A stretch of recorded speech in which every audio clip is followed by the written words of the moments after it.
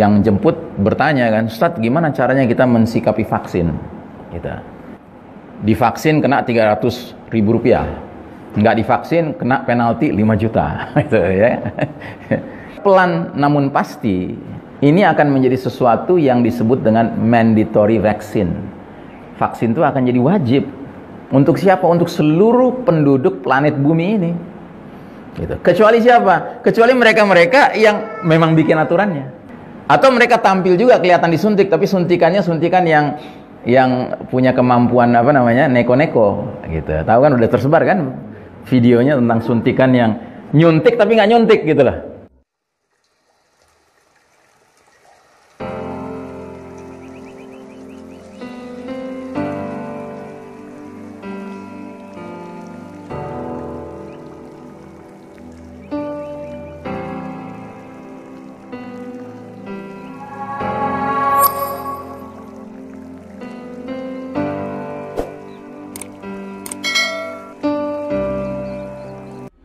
Kita sudah bahas bahwasanya kita sekarang berada di babak keempat, fase keempat, periode keempat perjalanan sejarah umat Islam yang disebut dengan era mulkan jabriyatan, era para penguasa yang memaksakan kehendak mereka. Dan era ini baru berjalan 100 tahun sejak tahun 1342 Hijriah. Di sini tulisannya hampir 100 tahun karena gambar ini atau tulisan ini dibuat beberapa waktu yang lalu, ya. Kalau sekarang persis 100 tahun. Karena kita sekarang sudah berada di tahun 1442 Hijriah, ya. Jadi persis 100 tahun. Kalau pakai hitungan Masehi, peristiwa runtuhnya babak ketiga, yaitu runtuhnya khilafah terakhir Kesultanan Utsmani Turki pada tahun 1924 Hijriah, Masehi, ya. Dan kita kemarin memasuki tahun 2021. Nanti tanggal 3 Maret 2021 berarti persis 97 tahun kita berada di babak keempat pakai hitungan kalender Masehi. Nanti 2024 baru persis 100 tahun kalau pakai hitungan kalender Masehi. Nah, jadi babak keempat ini merupakan babak paling kelam dalam sejarah umat Islam. Makanya di dalam skema ini garis putus-putus putih ini berada di bawah garis merah, ya. Garis merah ini batas kapan umat Islam sedang berjaya dan kapan umat Islam sedang terpuruk. Nah, kita waktu masih di babak pertama, babak kedua, babak ketiga, kita merupakan umat yang berjaya. Dan itu berjayanya lama sekali, 1342 tahun sejak peristiwa hijrah. Kita berjaya, kita memimpin umat manusia. Namun qadarullah, Allah mentakdirkan sunnatut tadawul, sunnah pergiliran terjadi. Allah cabut hak kepemimpinan dunia dari tangan umat Islam dan Allah serahkan kepada kaum kafir barat, ya, al-Yahud wan Nasara. Dan sudah barang tentu semenjak mereka yang memimpin dunia ini tidak mungkin mereka melanjutkan sistem iman tauhid, tidak mungkin, ya. Karena mereka beriman kagak, bertauhid kagak. Lalu yang mereka perkenalkan sistem apa? Ya sistem kafir syirik. Mau tidak mau, ya, mana mungkin orang kafir mimpin tapi pakai sistem iman, kan nggak mungkin, ya. Istilahnya jaka sembung itu, nggak nyambung itu, ya. Terlalu jauh mimpi kita bahwasanya dunia dipimpin orang kafir tapi akan merelakan sistem iman tauhid tetap tegak, kan? Nggak mungkin, mustahil itu, ya. Sebagaimana mustahilnya ketika orang beriman yang memimpin dengan kepemimpinan yang benar, dia menegakkan sistem iman tauhid, dia akan membiarkan ada sistem kafir yang tetap tegak, tidak mungkin, ya. Paham, ya? Makanya logika dasarnya sederhana. Kalau ada orang mengaku beriman memimpin sebuah keadaan di mana sistem kafir tetap tegak, ya, ini kepemimpinan yang perlu dipertanyakan, ya toh? Sederhana saja, ya. Nah, jadi saudaraku rahimakumullah, mereka al-Yahud wan Nasara dalam memimpin kita di babak keempat ini ternyata semakin hari semakin berusaha mengkonsolidasi kekuatan mereka sehingga sistem yang mereka kembangkan ini lebih layak disebut sebagai sistem Dajjal, ya. Sistem yang dibangun untuk menggelar karpet merah penyambutan Al-Masih Ad-Dajjal, sang juru selamat palsu si Dajjal itu, ya.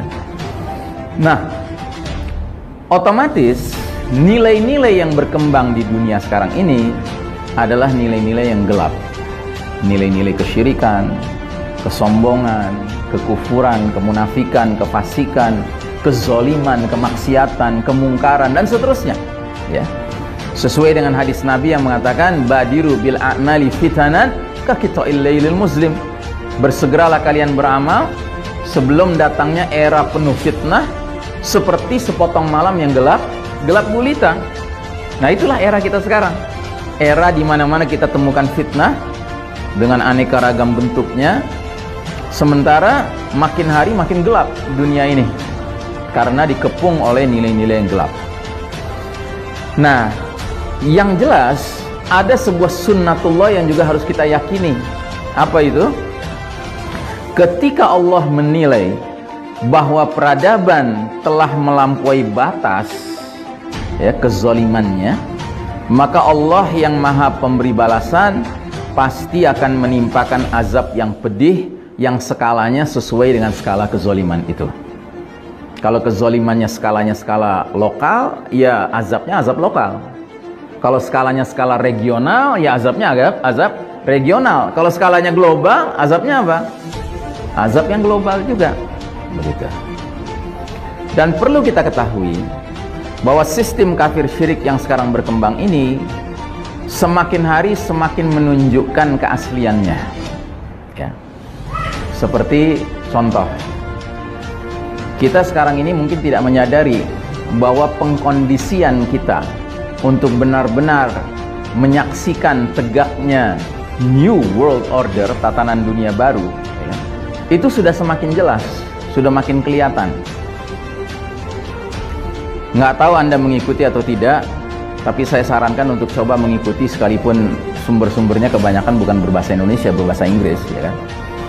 Itu sudah mulai banyak pakar di Barat yang memberikan sinyal peringatan bahwa para pemimpin-pemimpin kelas dunia ini merancang sebuah skenario namanya The Great Reset. Pernah dengar istilah itu? Anda tahu reset? Tahu reset? Ya, jadi kalau misalnya HP Anda udah mulai susah gitu ininya, ngirim pesan, ya kan, udah mulai terasa berat gitu ya, Anda harus reset kan, atau restart kan gitu. Nah, ini mereka, para pemimpin dunia sekarang ini, termasuk orang-orang kaya dunia sekarang ini, mereka itu melontarkan sebuah ide namanya The Great Reset. Jadi dunia ini harus melakukan riset besar-besaran. Dan ini dikaitkan dengan apa? Dikaitkan dengan COVID. Jadi seperti kita ketahui, efek dari menyebarnya COVID ini, apalagi semenjak WHO mengumumkan ini sebuah pandemik, ya, maka berbagai pemerintahan berbagai negara memberlakukan lockdown, ya.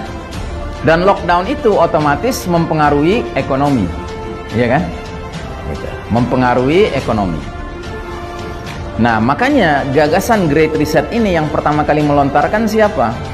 Yang pertama kali melontarkan adalah ketua sebuah badan dunia yang namanya World Economic Forum.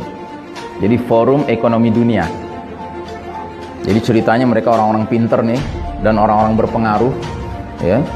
Banyak pimpinan-pimpinan negara, banyak taipan-taipan kelas dunia ngumpul di situ. Terus mereka membicarakan ini bahaya nih, dengan COVID ini lockdown, maka banyak ketimpangan ekonomi terjadi, ya kan, resesi ekonomi terjadi, ya kan. Maka kita kelihatannya harus menggagas sebuah ide solutif. Nah, mereka akhirnya menggagas yang namanya The Great Reset. Nah, Great Reset ini kemana arahnya? Arahnya adalah pembentukan One Global Government, sebuah pemerintahan global tunggal, ya. Tapi nggak berhenti di situ. Ada kata sifatnya di situ. Sifatnya apa? Totalitarian. Tahu totalitarian artinya apa? Hah?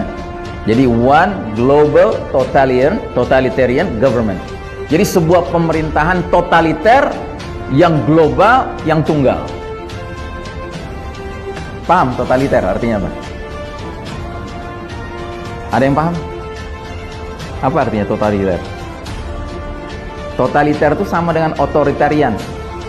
Otoriter tahu otoriter? Hah? Jadi sebuah pemerintahan tunggal dunia yang punya watak memaksakan kehendak. Hah? Sewenang-wenang ya. Jadi otoriter gitu loh. Dan slogan yang diangkat diantaranya berbunyi begini. You will own nothing, but you will be happy. Anda tidak akan memiliki apa-apa, tetapi Anda akan hidup bahagia. Dan slogan seperti ini adalah slogan yang sangat cocok dengan paham ideologi komunis. Ya, kalau di negara komunis itu orang nggak punya private property, nggak punya kepemilikan pribadi, semua milik negara. Tetapi hidupnya senang. Karena apa? Karena semua keperluannya dipenuhi oleh negara. Apa? Ya itu cabang kecilnya aja, rantingnya aja gitu ya. Nah jadi saudaraku rahimakumullah, dunia mau diarahkan ke sana. Jadi yang segala Anda sekarang mulai mengalami nih, dibikinlah aturan begini, aturan begitu ya kan, yang digunakan kalimat yang keren yang namanya protokol ya kan. Itu latihan, Anda dilatih untuk tunduk pada satu pemerintahan tunggal dunia itu. Makanya sekarang seragam Pak di mana-mana. Solusinya 3M. Nah, gitu ya. Itu Anda jangan pikir cuma berlaku di Indonesia, tidak. 3M ini berlaku di mana-mana sekarang, Pak. Ya. Orang kena COVID karena 3M. Gitu, nggak dipatuhi. Ya. Orang nggak kena COVID karena 3M dipatuhi. Gitu. Ya. Nah, jadi saudaraku rahimakumullah, kita harus paham bahwa kalau ini berjalan terus begini, berarti mereka bisa memaksakan kehendak-kehendak mereka untuk melakukan hal-hal yang dalihnya kebaikan masyarakat luas, tetapi ujung akhirnya adalah kepentingan dari yang punya kuasa. Gitu. Makanya saya katakan, ketika Allah menilai bahwa peradaban ini sudah toho, sudah melampaui batas, maka Allah Al-Muntaqim yang maha pemberi balasan pasti akan menimpakan azab pedih yang skalanya sesuai dengan skala kezalimannya. Kalau skala kezalimannya kelas dunia, sudah barang tentu azabnya juga kelas dunia gitu. Nah pelan tapi pasti kita semua menuju ke titik tersebut, saudaraku rahimakumullah ya. Makanya saya peringatkan diri saya dan kita semua, marilah kita benar-benar menjadi hamba-hamba Allah yang semakin hari semakin tawakal kepada Allah, semakin bergantung kepada Allah Ta'ala, karena jujur apa yang kita alami ke depan ini akan semakin berat ya. Saya ambil contoh saja tadi di perjalanan, yang jemput bertanya kan, Ustadz gimana caranya kita mensikapi vaksin gitu. Ya, jadi sekarang ini kan masih ya ada pro kontra lah gitu ya kan, masih ada pro kontra, termasuk yang apa namanya wilayahnya diberlakukan atau akan diberlakukan aturan divaksin kena Rp300.000, nggak divaksin kena penalti 5 juta gitu ya. Ya itu kan di wilayah tertentu seperti itu, nggak di semua wilayah. Tapi pelan namun pasti ini akan menjadi sesuatu yang disebut dengan mandatory vaccine. Vaksin itu akan jadi wajib. Untuk siapa? Untuk seluruh penduduk planet bumi ini. Kecuali siapa? Kecuali mereka-mereka yang memang bikin aturannya. Atau mereka tampil juga kelihatan disuntik, tapi suntikannya suntikan yang punya kemampuan apa namanya, neko-neko gitu. Tahu kan, udah tersebar kan videonya tentang suntikan yang nyuntik tapi nggak nyuntik gitu loh, ya kan? Atau nyuntik tapi belok gitu suntikannya. Gitu. Atau vitamin C isinya ya, kalau dalam dunia sains biasa disebut placebo. Jadi nggak ada isinya cuman cairan biasa saja, atau NaCl kali, garam kali gitu ya kan. Nah jadi saudaraku rahimakumullah, ini semua adalah sesuatu yang kita nggak boleh tutup kemungkinannya akan terjadi. Kalau tidak bisa dikatakan justru akan memang mengarah ke sana gitu.